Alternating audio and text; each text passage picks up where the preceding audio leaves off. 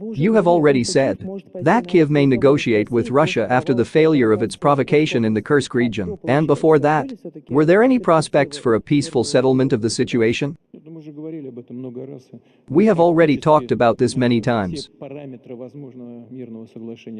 We have reached almost all the parameters of a possible peace agreement with government representatives in Kiev. We have agreed on everything. Moreover, the head of the negotiating delegation, and he still heads the faction of the ruling party in the Rada, in parliament. He signed these agreements. Yes, there were still some things that needed to be finalized. But in general their visa is there, it is a document. Then Mr. Johnson arrived, as you know. The British authorities do not deny this, they confirm it. He arrived and gave the Ukrainians instructions to fight to the last Ukrainian, which is what is happening today. With the goal of achieving a strategic defeat of Russia. They are not succeeding.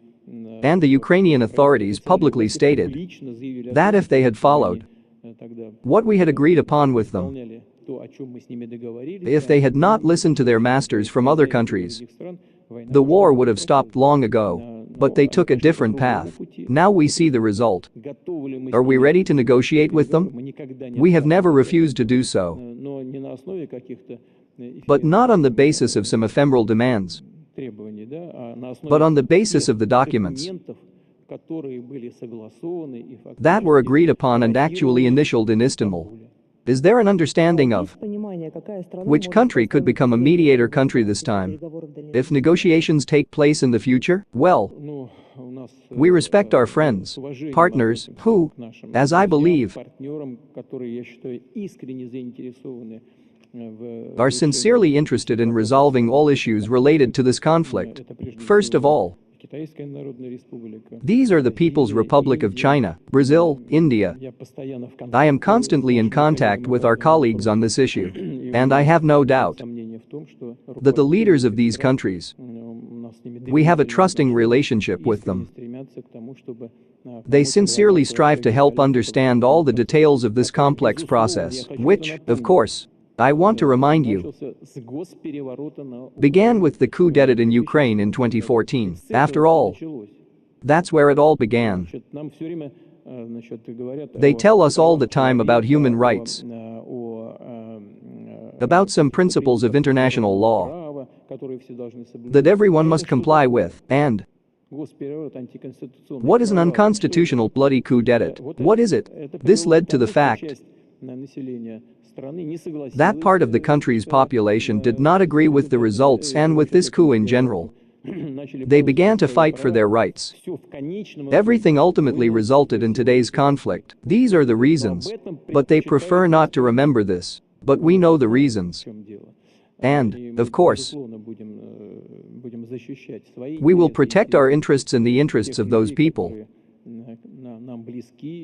who are close to us and who are the bearers of the Russian language, Russian culture, Russian traditions, which, by the way, our guest today spoke about very vividly. Vladimir Vladimirovich, we all understand perfectly well that, in general, and you have just noted this, negotiations are possible not directly with Kiev, but with its western curators. But in the event of negotiations, do you think we can trust them in the future? After all, if you look even at historical facts, Russia has been deceived, probably, more than once. These include the issues of NATO expansion to the east and the Minsk agreements. We did not violate them. Have we drawn conclusions? You understand. What other way is there? Yes, we understand who we are dealing with. These are people who do not value, who treat the interests of other countries and peoples without any respect. Such people, unfortunately, exist. They easily violate all the obligations they have taken on, even sign documents. But what can we do? We just need to look for such forms and such guarantees that would at least somehow, to some extent, work.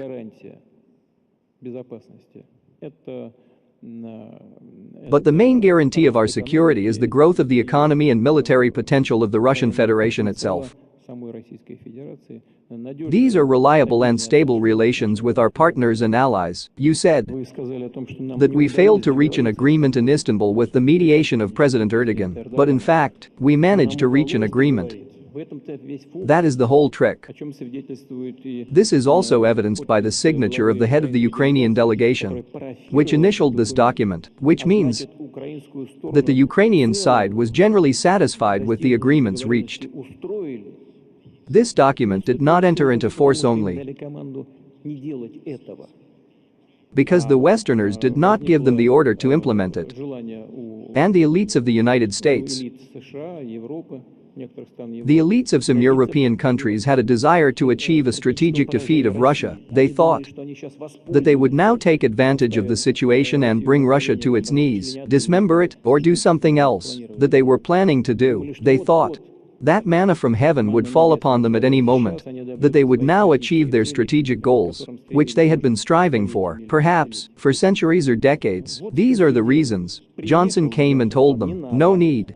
You have got to fight to the last Ukrainian. That is why they are still fighting. Sometimes I get the impression that those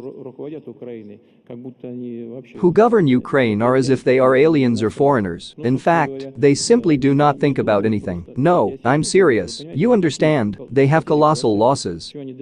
What will they do next? I don't even understand.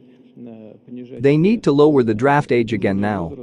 To recruit children, like the Nazis did in Germany, to create the Hitler Youth. But that won't solve the problem. This is such a total and widespread mobilization. Such a total mobilization is already taking place there, but their next step is to call up students for military service, and so on, completely bleed the country dry. I repeat once again, it seems that these are not their people. Actually, it's clear. The relatives of the members of the ruling elite mostly live abroad. They got on a plane and flew away. And that's the end of it. They don't think about the country. They only hide behind nationalist slogans. That's all. They are fooling people. But, I repeat once again, if they really have such a desire to negotiate, then we will not refuse. But on the basis of those agreements that were reached and recorded in Istanbul,